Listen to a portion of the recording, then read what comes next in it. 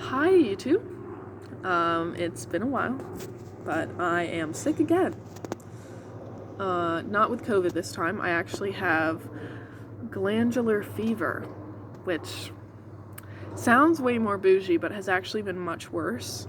I was in the hospital a couple weeks ago, and my voice only now sounds okay after the swelling in my tonsils has come down. But I want to take this opportunity of not being able to not speak, of being whatever.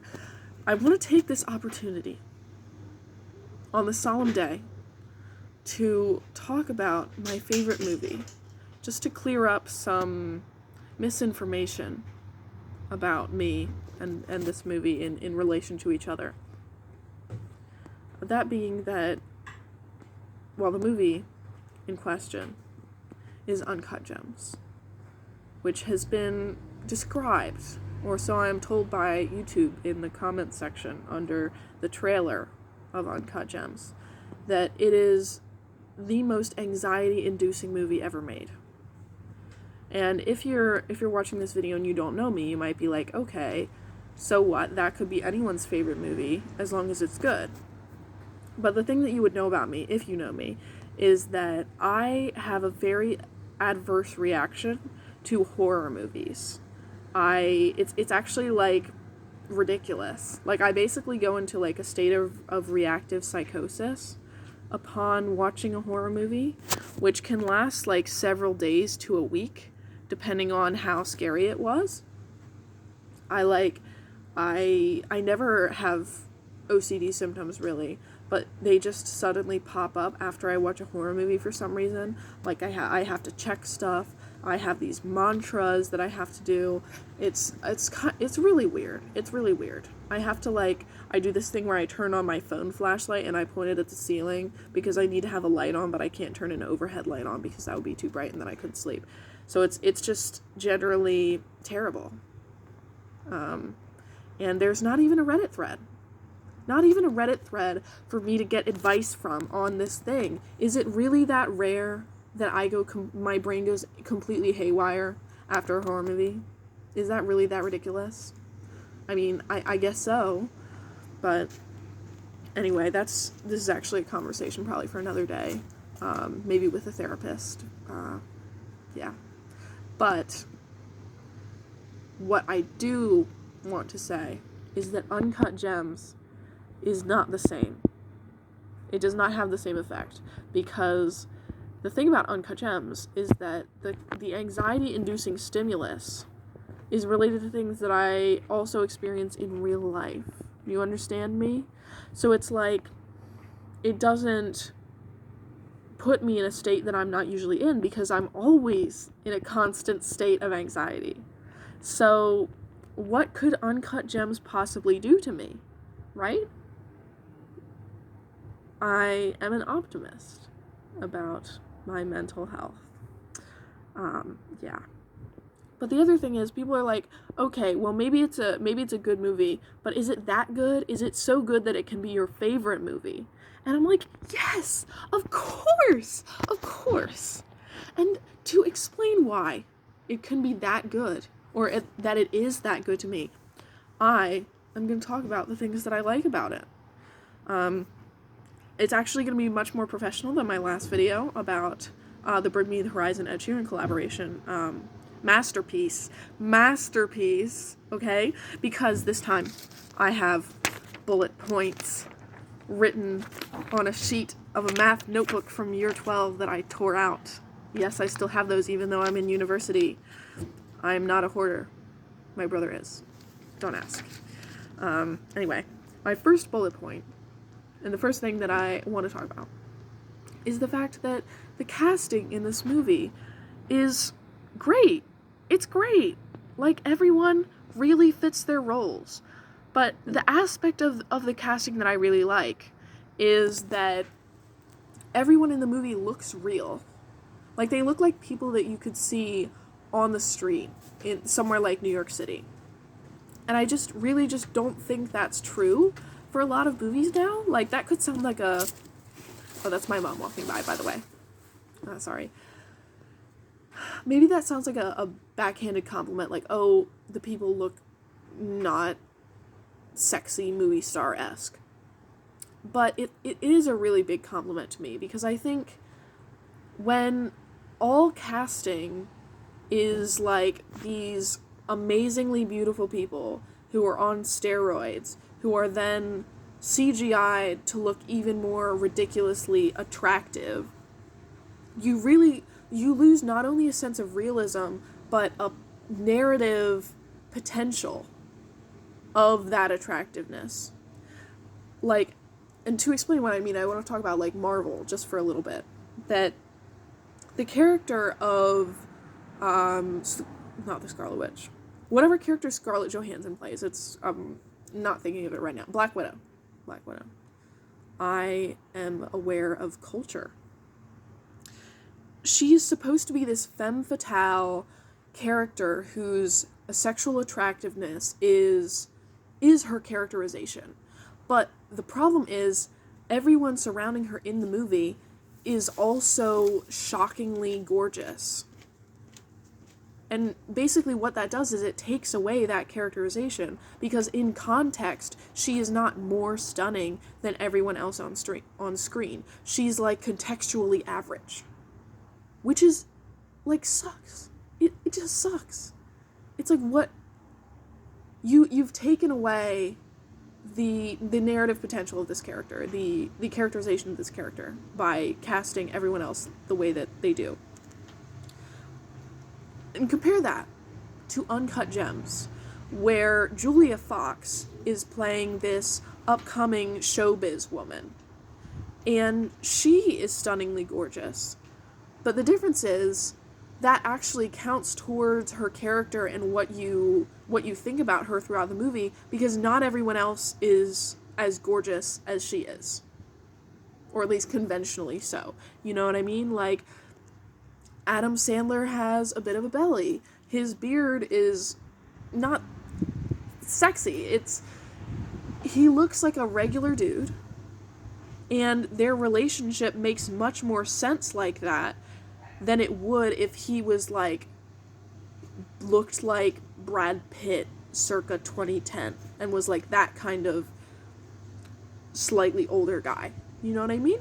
Like, the way that you see that relationship and how it plays out and how you know from the beginning that it's not going to work is because they're in two different worlds. He's trying to be a family man. He's this, like, kind of schlubby dad. And she's an up-and-coming showbiz girl. Like, they are not going to come together. Like, that kind of foreshadows that it's not going to work out. So I think there's a lot of narrative that is gained and supported by the casting of people who are not necessarily the sexiest people alive. And also what it does is it makes all of these scenes that are set in a place like New York feel real. Because in reality, you don't walk down the street in New York and see tens. You don't. I've been to New York. I was not a 10 there. Neither was anyone else that I was with. So, like, to see myself in the New York City in this film, I don't want to see the streets lined with CGI'd Ken dolls. Do you know what I mean? Like, it feels like New York City when people actually look like they're from New York City instead of Nirvana or some crap. And the next thing that I want to talk about is the music. Because I really, really love the music in Uncut Gems. You could miss it a little bit on the first viewing, but it actually, the mix of electronics and natural, like, jazz tones, I'm sorry, I'm describing that like someone who knows nothing about anything, which I am, but I just think the music, it almost sounds like an opal. Like, it sounds like the type of gemstone that is the framing device of the film. And I think that it adds a type of poignancy to some of the scenes that might otherwise read as, like, anxiety-inducing trashiness. Like, I think particularly the one where Julia's character is kind of dumped by Howard. Like, and she's banging on the door, and it's like, oh my god, this is ew, this is, like, where you almost lose the emotional stakes in how ugly it is, almost. But then the music kicks in, and she starts walking, and it's like, you're brought into her character. I think that there's something to be said of the metaphor where Howard early in the movie talks about how you can see the entire history in an opal. And I think the idea of this gem with all its different pinpricks of light and all of its different colors is kind of like the people in the film, who are all versions of the worst things about us.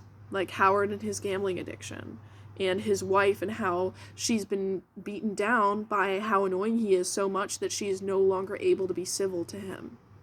That she's no longer able to extend kindness.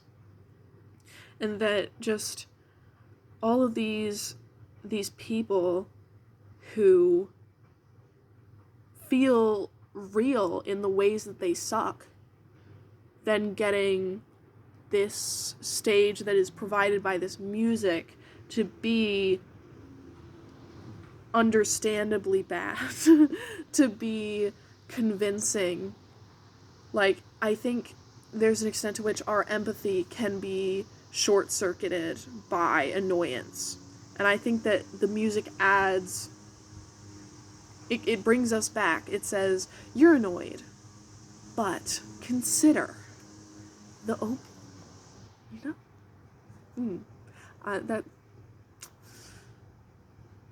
I'll just leave that for you to think about. You know, put that in your pipe and smoke it, as my mom always says. The next thing I want to talk about, though, is the character shots in this movie. And that's what I'm calling them. There's probably another name used by people who have done more media studies than I have so far in my university career.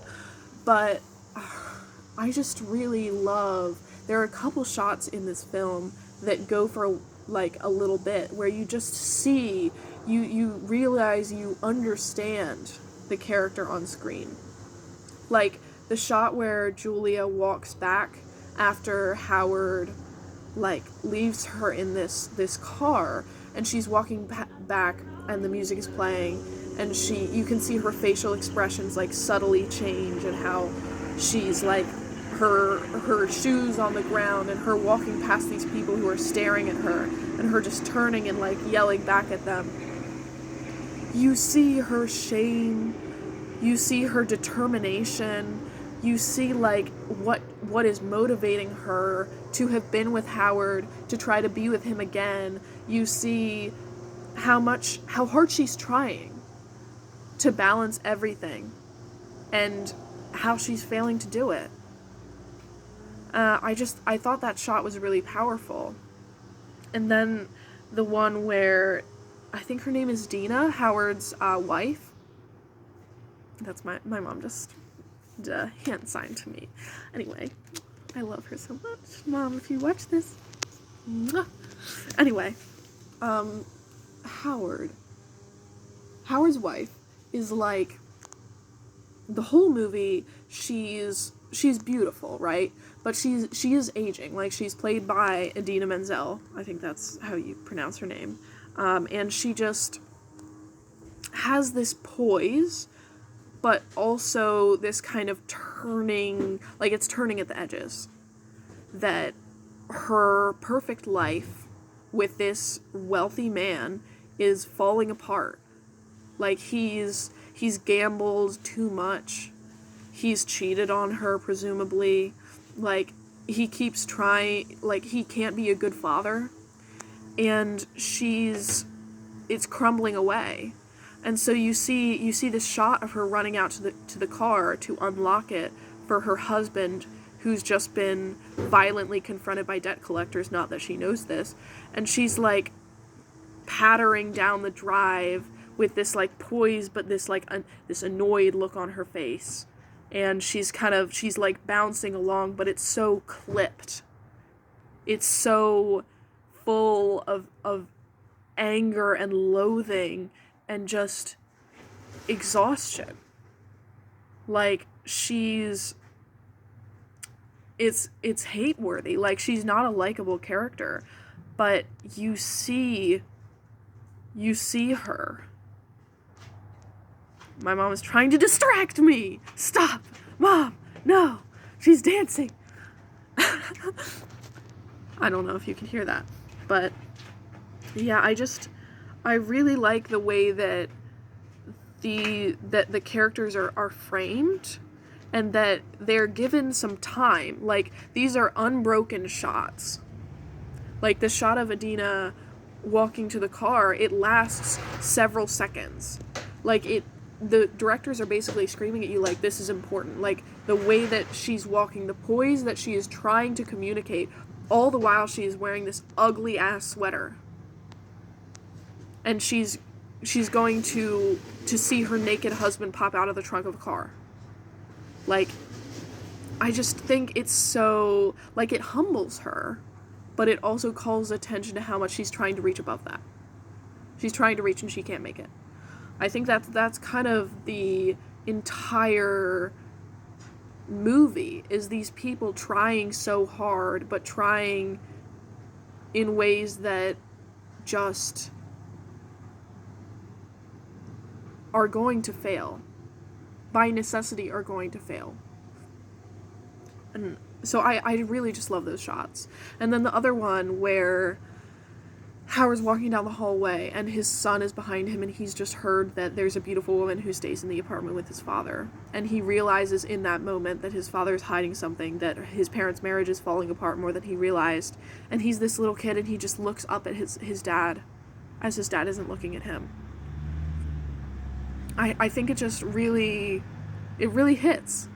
And I think they got good character actors for the kids too. I think that's pretty notable. Like, I did want to talk about how, like, there are so many painful and really human moments in Uncut Gems. Like, I think almost every character, you can look at them in any given scene, even people who have, like, very little actual characterization in the film, and you're like, wow, I know them. I know people like that. I know where they're coming from. And, you know, as an example that I wanted to talk about, there's this scene where Adena is wearing her ugly, oh my god, it's so ugly, bat mitzvah dress. I think it's bat mitzvah, not bar mitzvah for the women. Anyway, I'm technically descended from Jewish people, but they converted, so, and it's on my dad's side, so I can't say I'm Jewish, but, like, I know, I vaguely have a concept in my head of Judaism, if that counts for anything. But anyway, she is wearing this dress, and it fits her, and one of her presumably relatives, like this woman, comes in and is like, oh my god, I hate you for still fitting in that. And the look on her face, her aging features, the fact that she's not fat, she's not chubby, she's, like so many of my female relatives, like, caught up on a fading beauty and envy of other women and self-hatred that stems from having an aging female body, you know? Like, she's still thin, and she's still conventionally attractive in several ways, but she's presumably doesn't also fit her bat mitzvah dress, because we don't all stay girls forever. And, you know, that's not a theme that the movie really confronts in a big way, but just that it can tap into that for that singular character who's just seen Like, you see her in that moment. And that's really what I like about Uncut Gems in the end, is just the humanity. Like, the way that all of the ugliness and the people not being, like, the most, like, beautiful people you would ever see, not being, like, LA-ified, not being CGI'd, nothing like that. People who look real, doing shitty things that, yeah, they have consequences. A lot of them meet consequences for that, but it's not a moral tale. Like, it's not like a Tumblr ideal, the racist gets murdered by the mob in the end type of thing. It's sad when Howard gets, sorry, spoilers. It is sad when Howard gets shot. It's sad, even though you see it coming for the whole movie, and you see the way that his actions lead to that happening. It's still a really sad moment because he's a human, because he has kids, because his teenage daughter dismissed him the night before, and she doesn't even know that her father is dead, that he's gonna die, that he did die in that last scene in the kitchen. It's like, it's so human. I get like turned away from these, like, a picturesque Marvel film all grayed out because it's not human. It's like unreal in a really strange way to me. I connect so much more with movies about terrible people doing terrible things. I don't know who's coming up to our house, but that was a little kid right there. You didn't see anything. Anyway, that was me explaining why I really like Uncut Gems. I know this was a ramble and much longer than my other video, but I hope that I have given some idea that has meant something to someone who watches this. Anyway, bye, YouTube.